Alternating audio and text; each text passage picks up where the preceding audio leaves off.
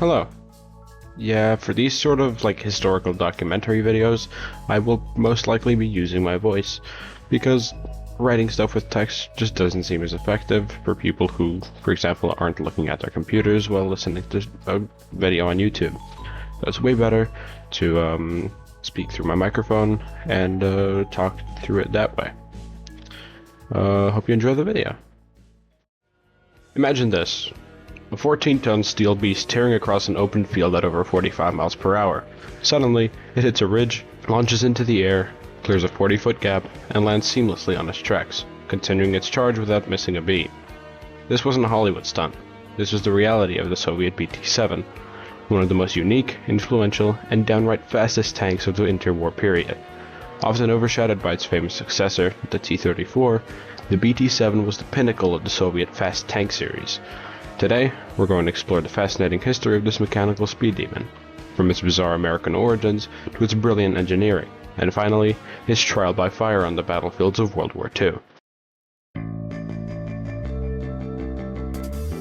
understand the BT-7, we actually have to start across the Atlantic Ocean in the United States.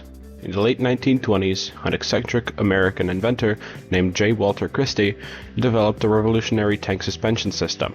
It used large rolled wheels and heavy coil springs, allowing tanks to travel at mind-boggling speeds over rough terrain.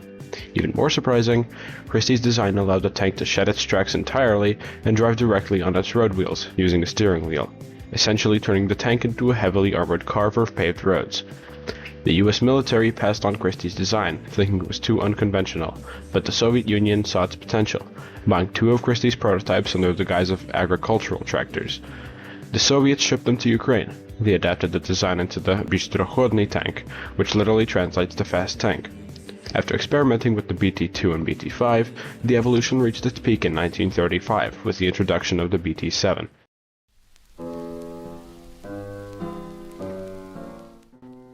So, what made the BT-7 so special? Well, it all came down to a combination of speed, firepower, and unique engineering. First of all, the suspension. The BT-7 retained the Christie suspension. On tracks, it hit its speeds of roughly 30 miles per hour, 50 kilometers per hour, but on roads with the tracks removed, it could fly at nearly 45 miles per hour, and 72 kilometers per hour. The power plant used to achieve this speed, the Soviets stuffed a massive 450 horsepower Mikulin M17T engine into the back. This was actually an adapted V-12 aircraft engine. The BT-7 was essentially a race car masquerading as a tank. Firepower-wise, unlike many light tanks of the 1930s that only carried machine guns, the BT-7 was armed with a powerful 45mm Model 1932 gun. For its time, this gun could penetrate almost any opposing tank it faced. Later variants, like the BT-7M, introduced conical, sloped armor on the turret.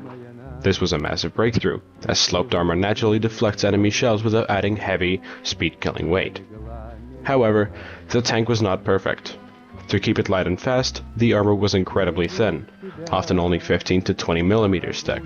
It could stop machine gun fire, sure, but standard anti-tank guns would punch right through it. Furthermore, driving it on wheels required the crew to manually remove the tracks and stow them on the fenders, a process that took about 30 minutes and was virtually useless in the thick mud of Eastern Europe.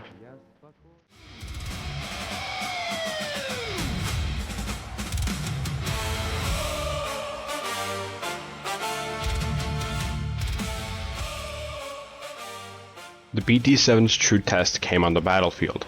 Its first major deployment wasn't against Germany, but against the Empire of Japan in the border conflicts of 1939, most notably the Battle of Khalkhin Gol.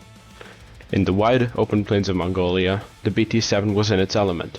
Under the command of a young general, Georgy Zhukov, brigades of BT tanks used their blistering speed to outflank and encircle the Japanese forces. Their 45mm guns easily outclassed the Japanese armor.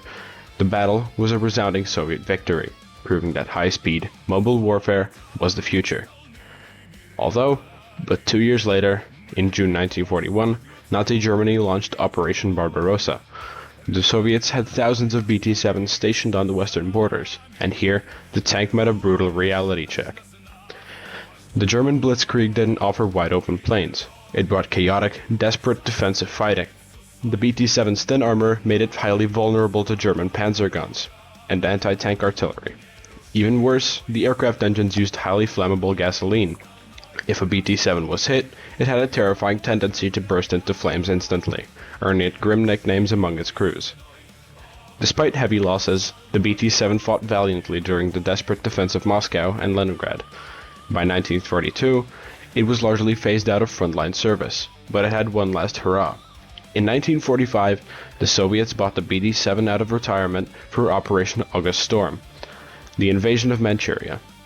Once again, in open plains against the Japanese, the aging speed demons performed brilliantly, blitzing across deserts and mountains to close out World War II.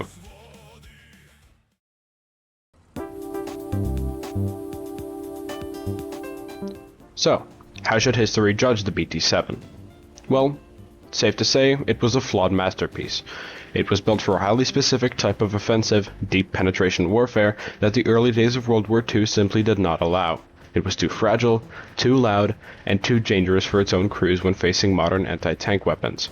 Yet, its legacy is undeniable. The lessons learned from the BT-7, specifically the use of Christie suspension, the implementation of sloped armor, and the doctrine of high-speed armored maneuvers directly led to the creation of the T-34. The T-34 took the BT-7's speed, thickened the armor, upgraded the gun, and went on to become the tank that arguably won World War II. The BT-7 was the stepping stone. It proved to the world that tanks did not just have to be slow, creeping infantry supports. They could be the lightning-fast tip of the spear.